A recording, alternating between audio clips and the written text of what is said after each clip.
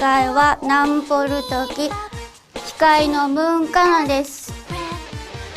今日のリストはノーライフニュース、ゲームレビュー、ウンニミニュティプルパルデル、アニメリリースです。まずはノーライフニュースからどうぞ。パッパッ。Crisis Core Final Fantasy VII fait son petit effet au Japon. Vendu en pack avec la PSP Slim et Lite, le jeu a très largement fait remonter les ventes de la portable de Sony. À cause de ce tandem, la DS a pour la première fois depuis bien longtemps quitté la première place dans le top des ventes japonais.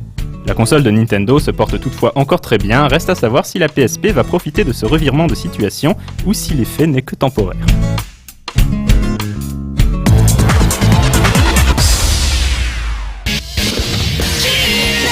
Le moins que l'on puisse dire, c'est que les RPG japonais ne sont pas légion sur Xbox 360. Apocalypse Desire Next vient essayer de faire bouger les choses. Ce titre est un tactical signé ID Factory, spécialiste en la matière puisqu'on lui doit la série des Spectral Force. Le jeu sortira le 29 novembre prochain au Japon.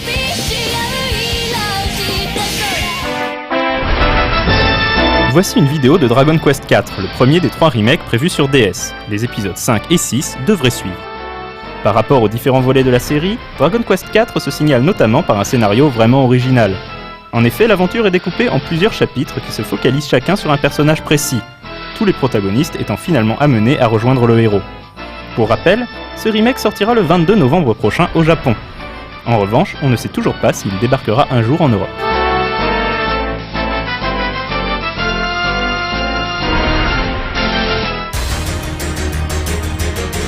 Zoids Alternative est un tactical mettant en scène les fameux robots ayant une apparence d'animaux. Mais si, souvenez-vous, les Zoids sont une licence de jouets dont la version dinosaure était sortie en France il y a un paquet d'années. Le jeu sortira le 18 octobre sur Xbox 360.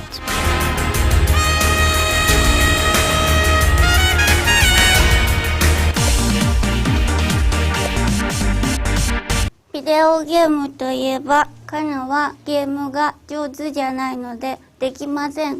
なので見てるのが好きです。それではゲームレビューご覧ください。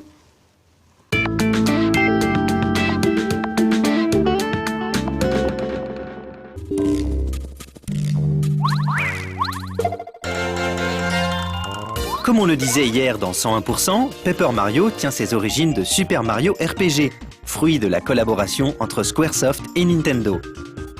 Super Paper Mario est le dernier sorti de la saga et pose ce dilemme. Pourquoi choisir entre la 2D et la 3D? Question existentielle et sujette à de nombreux débats dans le cœur des gamers de toute génération. C'était mieux avant, diront les puristes, alors que d'autres insisteront sur les possibilités quasi infinies d'un environnement 3D. Super Paper Mario arrivera-t-il alors à réunir les fans de Super Mario Bros et les groupies de Super Mario Sunshine?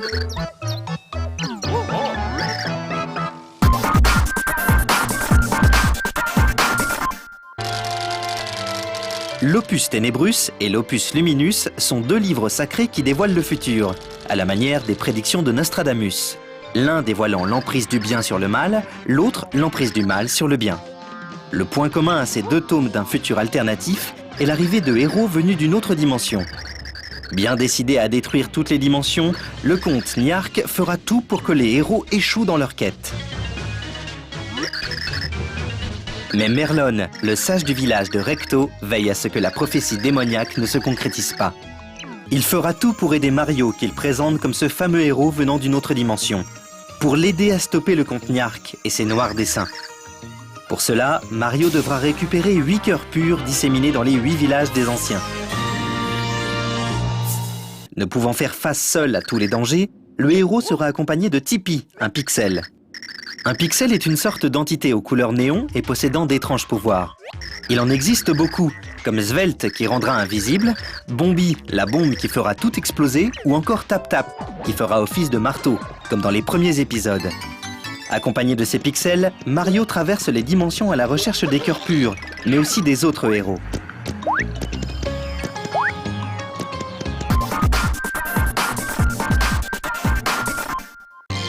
En premier lieu, comme la Wii l'oblige, il faut préciser comment tenir sa Wiimote.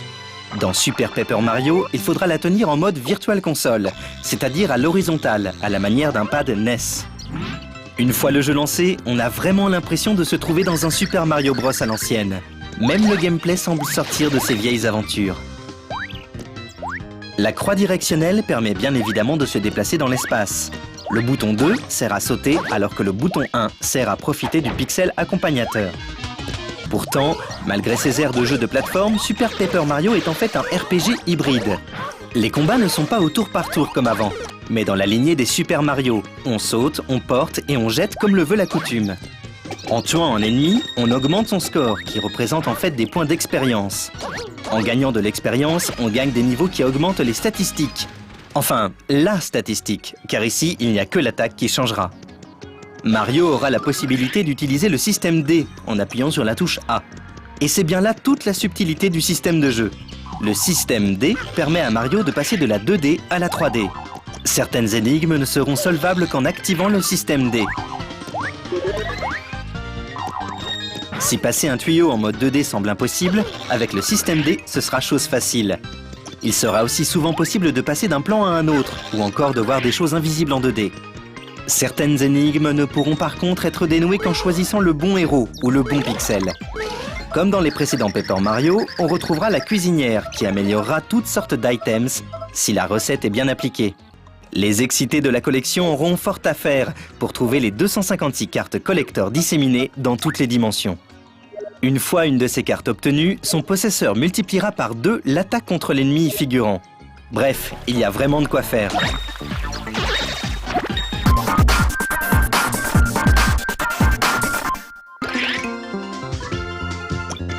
Super Paper Mario est le rayon de soleil qui manquait dernièrement à la Wii.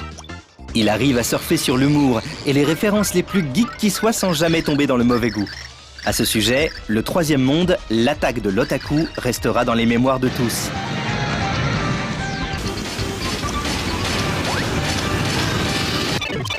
Le style graphique est 100% assumé et reste très fidèle à la série. La bande-son est truffée de douces mélodies évoquant les anciennes aventures de Mario.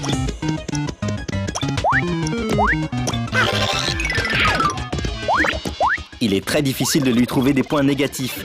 Pourtant, malgré l'euphorie générale qu'il engendre au début de l'aventure, il y a un tout petit bémol. Plus on avance dans l'aventure et plus celle-ci est longue, mais dans le mauvais sens du terme. Trop souvent, il faudra faire des allers et des retours pas forcément justifiés, si ce n'est juste pour allonger la durée de vie. Du coup, l'impression de faire la même chose est trop importante et au final, on s'ennuie sur la fin du jeu. Mais finalement, on peut passer outre et on ne lui en tiendra pas rigueur.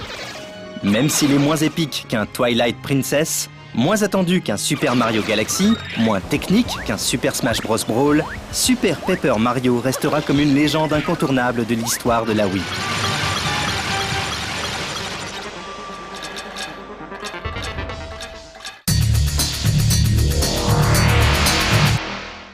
次はウンニュミニュティプルパルレルのコーナーです。アンシャンテ、ジューシー、ムーンカナ、ボンジュール、サバ。Aujourd'hui, dans une minute pour parler de, on va parler de... Ça fait répétition, mais j'adore. On va parler de la loi de Murphy. Et pour cela, je reçois... Jean-Michel Ottenbrook, bonjour. Bonjour, et vous êtes Eddie Murphy, l'inventeur de la loi de Murphy. Non, pas du tout. Pas du tout. Je suis chauffagiste. Vous êtes chauffagiste. Vous êtes chauffagiste. Vous savez, on n'a pas besoin de chauffage ici. Avec toutes les lampes, on a chaud. Hein. On a toujours besoin de chauffage. Toujours. D'accord. Ok, écoutez, je raye. C'est mon assistante. Hein. Alors, si vous êtes énervé, c'est contre elle. Écoutez, je vais la punir de s'être trompée. Hein. Donc, je vais lui déboîter la rotule et je vais l'obliger à marcher 40 km comme ça. Et je la regarderai. Si vous voulez, on peut la forcer à porter un gros chauffage en fonte. Oh oui, ça serait rigolo. Ça serait rigolo. Ça me plairait. Bah, je vous en prête un. Je kiffe, comme dirait un jeune. Hein. Je kiffe. Alors, quoi qu'est-ce la loi de Murphy? La loi de Murphy, c'est très simple. C'est une règle de malchance en statistique. C'est-à-dire? Par exemple, c'est l'heure de votre petit déjeuner. Voilà. Vous faites une tartine et... Non, je fais caca d'abord, parce que c'est le matin. Toujours D'accord. un petit caca. Un petit caca. Voilà. Après, le petit déjeuner, vous faites une tartine. Une tartine. Et vous la faites tomber pile poil du côté beurré. Pourquoi vous voulez que je fasse tomber ma tartine? C'est un exemple. Elle tombe... C'est con comme exemple. En plus, chez moi, c'est super crade, il y a de la moquette. Si ma tartine elle tombe sur la moquette, elle est niquée. Non seulement ça nique ma moquette, mais ça nique ma tartine et de toute façon je la mange pas. Donc c'est con. Ok, on va trouver un autre exemple. Ah oui, trouver un autre exemple, mais qui touche pas par rapport à ma nourriture du matin. Ok. Par exemple, il n'y a pas beaucoup de chances que votre invité il ait une crise cardiaque en plein milieu d'une émission. Ah bah non, c'est jamais arrivé. Vous allez pas bien? Vous allez mal? Mais vite, appelez les IAR, appelez CSI, vite les urgences. Hé, crash. Eh non, voilà, c'est ça la loi de Murphy. Ça va mieux? Eh, c'était un exemple pour la loi de Murphy. Ah d'accord, donc la loi de Murphy, c'est quand on survit à une attaque. Non. La loi de Murphy, c'est faire croire qu'on a une crise cardiaque. Non. La loi de Murphy, c'est quand on ressuscite. Non. Je comprends pas. La loi de Murphy, par exemple, combien j'avais de chance pour tomber sur un présentateur d'émission de télé complètement con et incompétent? Eh ben, c'est ça la loi de Murphy. D'accord, donc la loi de Murphy, en fait, c'est moi. C'est ça? C'est moi. Excusez-moi. Oui. Vous êtes qui? Je suis Actarus. Transfert! Ça passe pas.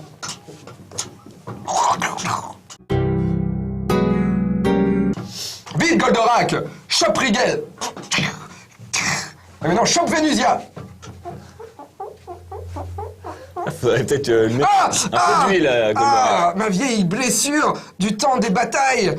C'est la loi de Murphy! ムーンはアニメは大好きです。ワンピースとかガンダムとか、戦いものが好きです。それではアニメリリースご覧ください。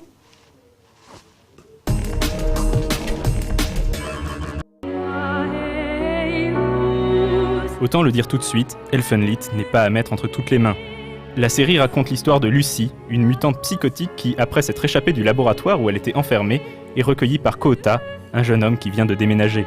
Les Diclonius, comme Lucy, sont des humains mutants possédant des cornes et des vecteurs qui leur confèrent des pouvoirs paranormaux très puissants. Mais leur psychologie se révèle le plus souvent instable. Naviguant en eau trouble entre surenchère gore et mièvrerie de bas étage, la série est parsemée d'un fanservice assez peu subtil. Pourtant, le générique de début, sur fond de chants sacrés et reprenant des peintures de Klimt et de l'Art Nouveau, promet bien des choses. La désillusion risque d'être corsée pour celui qui ne se fie qu'à cela.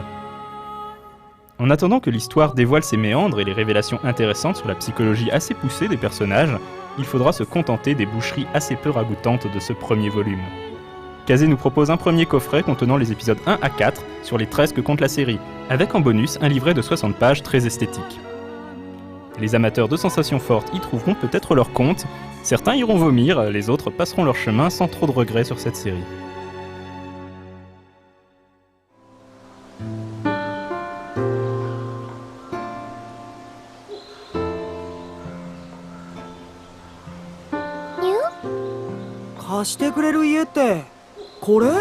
料亭だったの。今は営業してないけどね。お母さんが毎日掃除してくれればいいからって。あのさ、何？ここ部屋いくつあるのかな？確か10部屋だと思ったけど。それ俺一人で全部掃除するの？庭もね。要するに空き家の管理任されたってわけ。まあ人が住まないと建物ってすぐに傷むって言うしね。にゅ？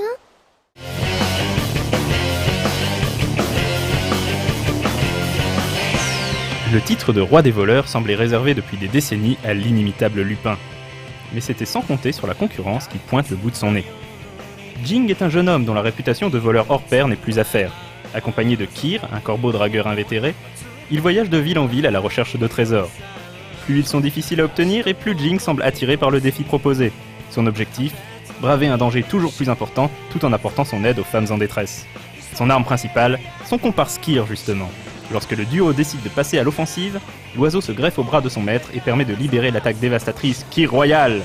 Voilà donc ce qui vaut à Jing le surnom de Roi des voleurs. Adapté d'un manga de Kumakura Yuichi, King of Bandit Jing se révèle être un cas rare dans le monde de l'animation. En effet, contrairement à bon nombre de productions, l'anime se révèle bien plus réussi que l'œuvre dont il est issu. car c'est avant tout l'ambiance et l'univers fantastique qui font tout l'intérêt de la série. Le passage à l'animation transcende ces deux aspects.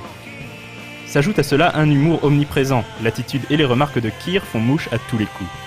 Dans ce délire intentionnel, on note également que bon nombre de personnages portent le nom d'un alcool, cognac, vodka, vermouth, Kir évidemment. L'adaptation est signée par le studio Dean qui s'était illustré auparavant sur You're Under Arrest ou encore Fruits Basket. L'animation est de bonne facture et la très large palette de couleurs employée ajoute encore au côté énergique de l'animé. Pour compléter le portrait, l'ambiance sonore colle parfaitement à l'ensemble. Le seul reproche que l'on puisse lui faire, c'est son manque de consistance au niveau du scénario. Les histoires se succèdent sans réel lien et on aurait aimé connaître les détails du passé des deux complices. A l'inverse, certains passages frôlent même la poésie comme les épisodes se déroulant au sein d'Adonis, la cité du temps. Pour cette édition DVD, Kazé propose un coffret avec l'intégrale de la série agrémenté d'un livret résumant l'ensemble des épisodes. Côté son, la VF se fait littéralement manger par une VO dynamique portée par le seiyuu de Kir, Nakao Ryusei, la voix de Freezer dans DBZ.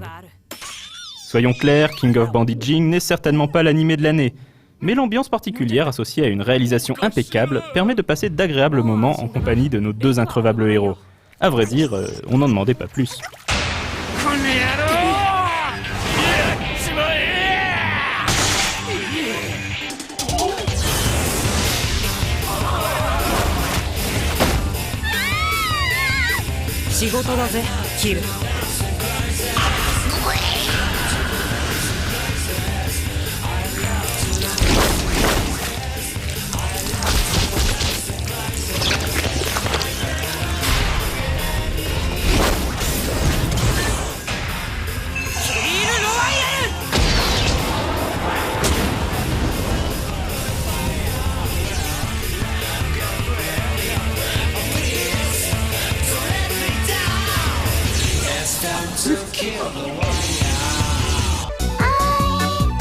お別れの時間になりました。